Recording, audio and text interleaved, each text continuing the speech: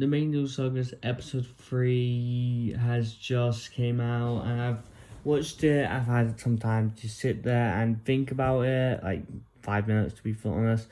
But also, before we get into today's video, if you guys have not watched The Amazing News Sagas episode 3 yet, this is your spoiler warning. I don't normally put spoiler warnings, but considering that I'm recording straight after, and they'll probably be uploaded straight after, I thought why not give you a spoiler warning. There's your spoiler warning. This episode kind of starts off with Pomni holding her breath, see what happens, because apparently every one of the Amazing News Sagas cast, every time they hold their breath, something happens, and we know about everything that happens to every one of them because they explain it, except Jax, because apparently he hasn't shown anyone what happens. Maybe it's like serious, maybe he just wants to be mystery life, like he says. What about you? He refuses to show us because he's a coward. I want to keep the mystery alive.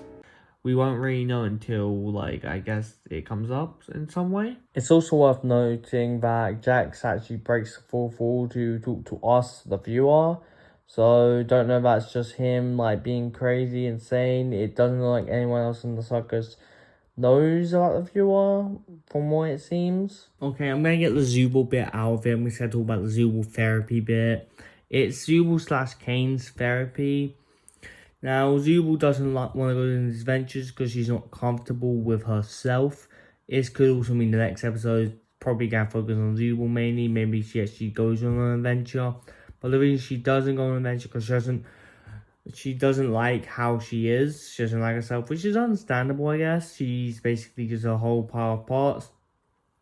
That's why she got the new part thing. That's what Kane told. Kane forgot. And Zubble also tells Kane his adventures suck, and then Kane has like a meltdown for a couple seconds saying that's the only thing he's good at, and then everything starts glitching out. Yeah. I feel like by the end of this, Kane might realise that his adventures aren't helping anyone and they're not fun at all and all that. They're more scary and terrifying than fun is. So yeah, that'll be interesting to see until, I guess we'll have to wait till later episodes. Kinga and Pomni take the haunty, scary route, and Jax, Gangle, and Ragnar take the pacifist route and friendly and all that. Kinga and Pomni end up finding a shotgun. They end up shooting the monster that's hunting them. Apparently that monster is one of God's angels, and that anyone who harms said angel is sent straight back down to hell, and the person like who was using this monster before wants to possess one of their bodies. In the end, one of them end up possessing, well, one soul ends up possessing Pomni because she went in the thing. And, yeah, the soul somehow knows Kinga and his wife. How's your wife, Kinga? Honestly speaking, throughout this whole episode, Kinga actually hasn't been any crazy at all. He does give us an explanation saying when he's surrounded in darkness, he can remember, and one memory that he can always remember is his wife abstracting. I'm always taken back to that moment when engulfed in darkness. You had a wife? Not very clearly, but he can remember it. We even get a flashback of the abstracted wife, Queen, I'm assuming, from the doors.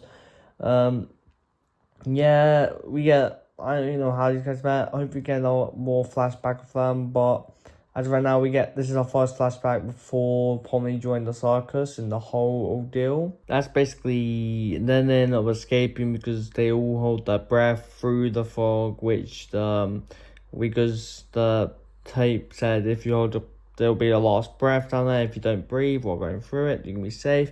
And Kinga glows, because that's one of these things. If he holds his breath, he glows or something. And they end up escaping. Honestly speaking, the only thing I hated about this episode, it's more of a personal issue, I guess, is that it wasn't enough Jax. Like, Ragnar that had that shines kinda.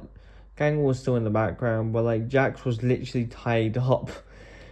That's just me because I'm a Jax fan, so it is what it is, I guess. Nothing really can be done about that. Hopefully we see more of him in the next episode. without further ado, I will be ending this review. I'll probably be doing separate videos talking about certain stuff. And definitely Kane's meltdown. That's definitely something I need to talk about it more. But without further ado, I'll see you in the next video. Huh? That's not up. That's not up at all. Why are we going up? Ah!